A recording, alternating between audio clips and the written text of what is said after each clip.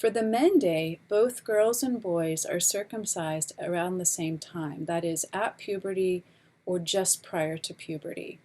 For Sande to take place, you have to have enough girls in the village, and usually you did it at puberty or just prior to, but some girls might be slightly older or younger because you initiate together in a group.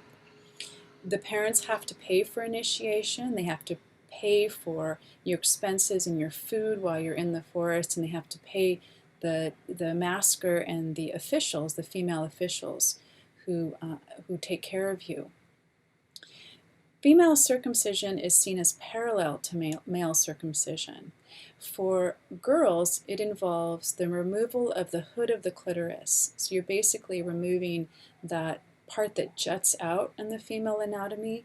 And for boys, it's the removal of the foreskin of the penis. The Mende say that the hood of the clitoris is the male part of the female body, and the foreskin is the female part of the male body. And in order for boys to become men and girls to become women, you must remove this part. Across the world, when we look at initiation, we often find that it involves some kind of physical endurance, that you have to overcome some kind of pain or physical discomfort, and this is definitely this part for the Mende. It's a dangerous procedure. It's something that requires an expert and someone trained in Hale and the right medicines to use to keep the blood from flowing too much and to keep the wound from allowing the wound to heal. So it's a precarious time. Now, in modern times, it's still considered an important thing for a woman to endure and for a boy to endure, but it's often done in the hospital now instead of in the bush where it's a little bit more sanitary. So we do see that this is changing to some extent. There are also movements from the outside to try to eradicate the practice, and there has also been some success too. But the idea here is that for the Mende is that it's a necessary part of becoming a woman or becoming a man. Now, during initiation, the girl goes through these 3 stages, and these were developed by an anthropologist to describe initiations around the world, and that is that for initiation to happen, you have first a separation, where young girls are separated from their family, their everyday lives, and their experiences, and they're put in this new place. During this time, young girls wear white. Now remember, black is the ideal, but here white. White is considered the color of mourning. In the video where the Gula woman goes back to Mende country that you'll see later, you'll notice they're wearing white when they're doing the mourning. They have white kaolin on their faces, and it's considered not only to make it white, but dry. It's not shiny, it's the opposite. And this is to suggest their liminal state, to suggest that they're not girls yet. They're not women yet. They're not even girls anymore. And this is a time where you don't associate with other people. You really are supposed to just going through initiation. They're in the bush. If they were to come across a young man, the man would see them and go, okay, I'm supposed to stay away from them. Having sexual intercourse before you go through initiation could result in pregnancy, and that is a huge taboo. You're not to get pregnant before you're done with this because you're not ready. You don't have the knowledge. Your body's not ready. You're not spiritually kind of ordained, so you really should keep away from all sexual activity. And this is a way of kind of distinguishing that. After separation, you go through the learning phase, the transition, where you're given new knowledge, you're actually given a new name, you're given new dress, and you emerge as a new person. And the last phase then is incorporation, where you're brought back into your community and introduced and welcomed and celebrated. Now notice this is an interesting photograph. I told you that the mask, when danced, is supposed to be the personification of a spirit. But yet here these 2 initiates are, and they're seated next to older women, Sande officials, holding the Soe mask. Now, wouldn't that be problematic that they're seeing these masks without the costume, without being danced?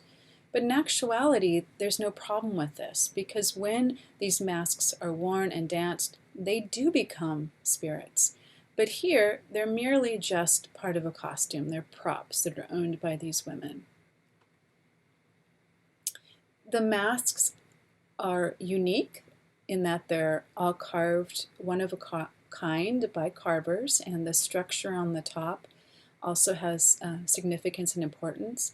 A lot of this, though, again, is secret knowledge that we're not aware of as uninitiated members, as non-members and non-initiates.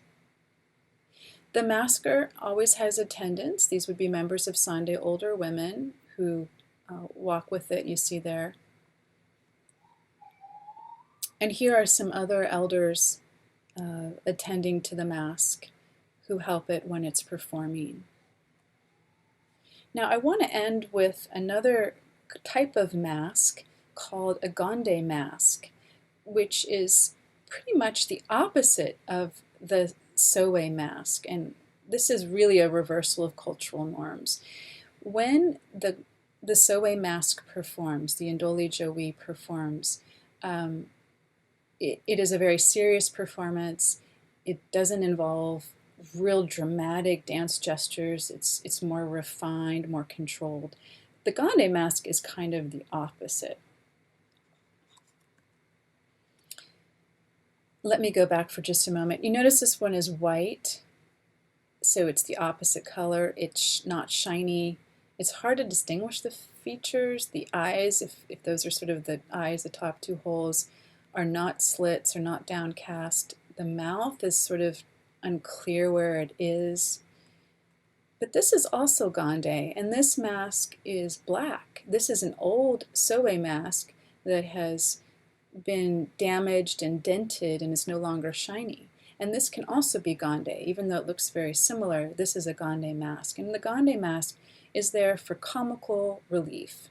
In other words, it brings a comical moment to a very serious performance. Imagine you're a mother of a young girl who's being circumcised, who's been away from you for months. You don't know if she's okay.